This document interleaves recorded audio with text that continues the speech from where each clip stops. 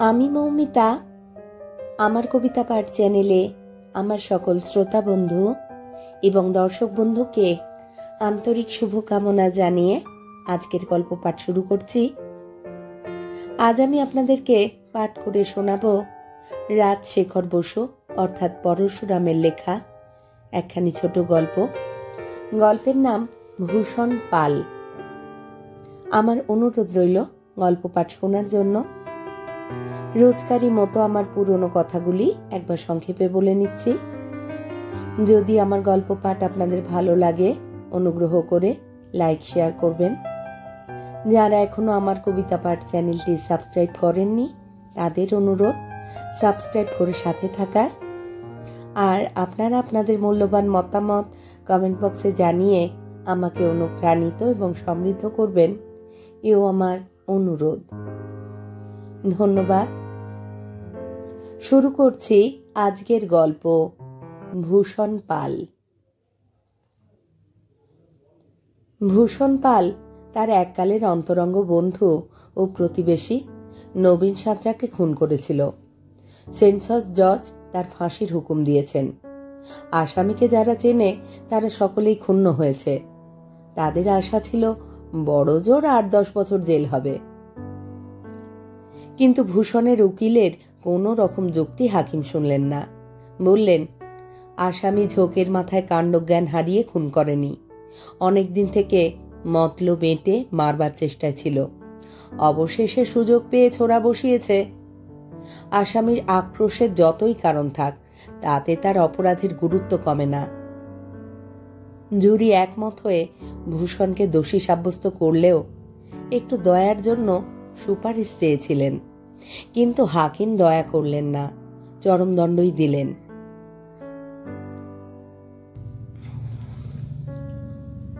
ভূষণ পাল Hindustan motor ওয়ার্কসে মিস্ত্রির কাজ করত। ফাটা তোবড়া মডগার্ড বেমালুম মেরামত করতে তার জড়ি ছিল না, সেজন্য মাইনে ভালোই পেত। সেখানে তার গুরুস্থানীয় হেডমিস্ত্রি ছিল সাগর সামন্ত। কারখানার লোকে তাকে সামন্ত মশাই বলে ডাকে, কিন্তু একটা দূর সম্পর্ক থাকায় ভূষণ তাকে সাগর কাকা বলে।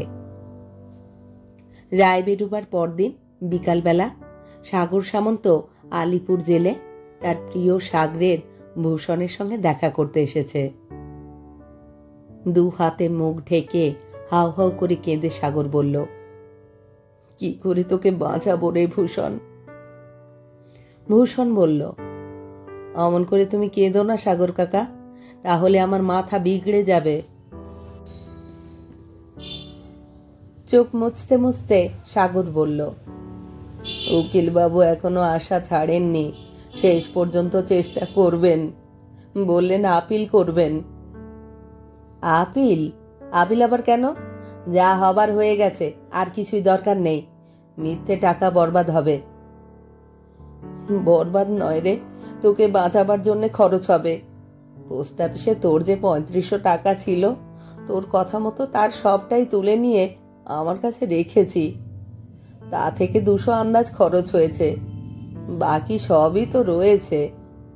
তাতে না কুলোয় তো আমরা সবাই চাঁদা তুলে আপিলের খরচ করব। উকিল আদিত্যবাবু কত টাকা নিয়েছেন? নিজের জন্য 1 পয়সাও নেননি, শুধু আদালতের খরচ বাবদ কিছু নিয়েছেন। বলেছেন ভূষণকে যদি বাঁচাতে পারতুম তবেই ফি নিতুম। তিনি আর তার বন্ধু উকিলেরা সবাই বলছেন আপিল করলে নিশ্চয়ই রায় পাল্টে যাবে, লম্বা জেল হলেও তোর প্রাণটা তো রক্ষে পাবে। খবরদার, আপিল করবে না। 10-20 বছর জেলে থাকার চাইতে চটপট মরা ঢের ভালো। নবীনকে ছোড়া মেরে খুন করলি কেন রে হতভাগা? তার চাইতে যদি 5 সেরি হন্দর দিয়ে হাঁটুতে এক ঘা লাগাতিস, তাহলে নবনে মরতো না, চিরটাকাল খোঁড়া হয়ে বেঁচে থাকতো আর ভাবতো, হ্যাঁ ভূষণ পাল সাজা দিতে জানে বটে। তোরও বড় জোর 2-4 বছর জেল হতো। নবনেকে একবারে সাবড়ে দিয়েছি, বেশ করেছি। তার ভূতটা যদি আমার কাছে আসে তাকেও গলা টিপে মারব। রাম রাম, এসব কথা মুখে আনিসনি ভূষণ। যা হয়ে গেছে একদম ভুলে যা, শুধু হরিনাম কর। মা কালীকে ডাক, যাতে পরকালে কষ্ট না পাস। এখন বল দেখি, তোর টাকার বিলি ব্যবস্থা কি করি? টাকা তো তোর কম নয়, তোর বদ খেয়াল ছিল না, তাই এত জমাতে পেরেছিস। উইল করতে চাস তো উকিল বাবুকে বলবো। উইল? উইল আবার কি করতে? আমার যা পুঁজি সবই তো তোমার জিম্মে রয়েছে, তুমি তো বিলি করবে। আন্দাজ ৩৩০০ আছে, আছে তো? আচ্ছা তুমিই বলো না সাগর কাকা, কি করা উচিত? সব টাকা তোর পরিবারকে দিবি। সজোরে মাথা নেড়ে ভূষণ বলল, না না, ১ পয়সাও না। আচ্ছা, বউকে না হয় না দিলি, তোর ১ বছরের ছেলেটা কি দোষ করলো? তাকে তো মানুষ করতে হবে। ধুস, সে আমার ছেলে নয়, সবাই তা জানে। দেখনি তার চোখ ঠিক নবনের মতো টেরা। তারা এখন কোথায় আছে? যেদিন তুই গ্রেপ্তার হলি তার পরদিনই তোর বউ ছেলেকে নিয়ে বাপের বাড়ি চলে গেছে। তা বাপের তো অবস্থা ভালোই, বেটি আর বেটির পোকে খুব পুষতে পারবে। তোর বাসায় কেউ নেই খবর পেয়েই আমি তালা লাগিয়েছি। পাশে যে খুঁটেওয়ালি যশোদা বুড়ি থাকে, তাকে দিয়ে মাঝে মাঝে ঘরদোর সাফ করাই। দোষ, ও বাসা রেখে কি হবে? ভাড়া চুকিয়ে দাও। আর দেখো সাগর কাকা, ভুলো বলে একটা বুড়ো কুকুর রোজ আমার কাছে ভাত খেতে আসতো, সেই বেচারা হয়তো উপোস করছে। না না, যশোদাই তাকে খাওয়াচ্ছে। বুড়ি নিজেই খেতে পায় না। সাগর কাকা, যশোদাকে ২০০ টাকা দিও। বলিস কি রে, কুকুরের জন্য অত টাকা কেন? যশোদা বড় গরিব, বুলোকে খাওয়াবে, নিজেও খাবে। আর একটা কথা, ভরচাঁদ মশাইকে জিজ্ঞেস করে আমার শ্রাদ্ধের খরচটা তাকে দিও, তিনি যা হয় ব্যবস্থা করবেন, কিন্তু ৫০ টাকার বেশি খরচ না হয়। বিষণ্ণ মুখে সাগর বলল, শ্রাদ্ধ হবার জো নেই রে ভূষণ। ভরচাঁদ বলেছে অপঘাতে মৃত্যুতে শ্রাদ্ধ হয় না, ফাঁসি যে অপঘাত। তবে তবে একটা প্রায়শ্চিত্তির করার খুব দরকার আছে, আর ১২টি ব্রাহ্মণ ভোজন। না না, প্রায়শ্চিত্তির আর ভূত ভোজন করাতে হবে না।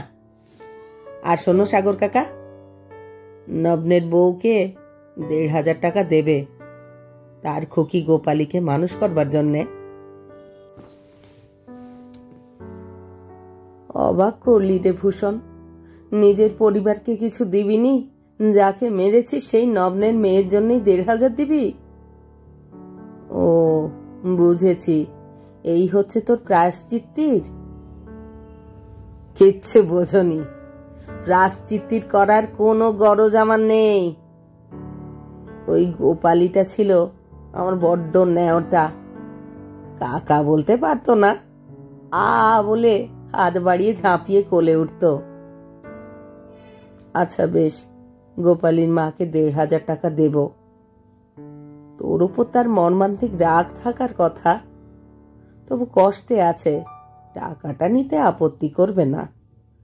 এটা ভালোই করলি ভূষণ, এতে তোর পাপ অনেকটা ক্ষয় হয়ে যাবে। তারপর আর কাকে কি দিতে চাস? আর কি, বাকি সবটা তুমিই নাও। আবার হাউ হাউ করে কেঁদে সাগর বলল, তোর টাকা আমি কোন প্রাণে নেব রে? সৎ পাত্রে দান কর, পরকালে তোর ভালো হবে। তোমার চাইতে সৎ পাত্র পাবো কোথা? আমার বাবা মা ভাই বোন কেউ নেই কাকা, শুধু তুমি আছো। আচ্ছা সাগর কাকা, মরবার পরে যমদূত আমাকে সোজা নরকে নিয়ে যাবে তো? তা আমার মনে হয় না, আমাদের হাকিমদের চাইতে যমরাজ ঢের বেশি বোঝেন রে। অন্যায় সইতে না পেরে রাগের মাথায় একটা পাপ করে ফেলেছিস, তার সাজাও মাথা পেতে নিচ্ছিস, আপিল পর্যন্ত করতে চাস না। তোর পাপ বোধহয় এইখানেই খন্ডে গেল। আদিত্য উকিল বাবু কি বলেছে জানিস? ইংরেজ বিদেয় হয়েছে, কিন্তু নিজেদের ফৌজদারি আইন আমাদের ঘাড়ের ওপর চাপিয়ে দিয়ে গেছে। ওদের দেশে নগ্নের অপরাধটা কিছুই নয়, তার জন্য কেউ খেপে গিয়ে মানুষ খুন করে না, বড়জোর খেসারত দাবি করে আর তালাকের দরখাস্ত করে। ওদের বিচারে নগ্নের চাইতে তোর অপরাধ ঢের বেশি। কিন্তু যদি সেকালের হিন্দু রাজা কি মুসলমান বাদশার আমল হতো, তবে তুই বেকসুর খালাস পেতিস। দেখ ভূষণ, আমার মনে হয় কি জানিস, তোর স্বর্গে ঠাঁই হবে না বটে, কিন্তু নরক ভোগ থেকেও তুই রেহাই পাবি। স্বর্গেও নয়, নরকেও নয়, তবে ঠাঁই কোথায় হবে? তুই আবার জন্মাবি ভূষণ, তুই আবার জন্মাবি।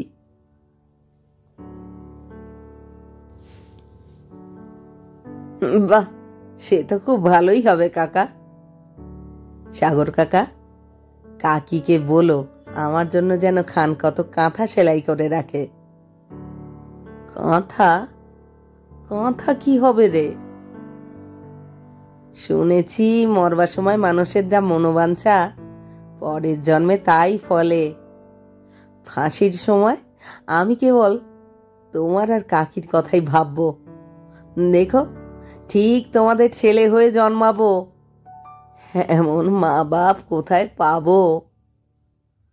দাগি ছেলেকে ঘেন্না করে ফেলে দেবে না তো কাকা? জেলের ওয়ার্ডার এসে জানালো সময় হয়ে গেছে, ভিজিটারকে এখন চলে যেতে হবে। সাগর সামন্ত ভূষণকে একবার জড়িয়ে ধরল, তারপর ফোঁপাতে ফোঁপাতে চলে গেল।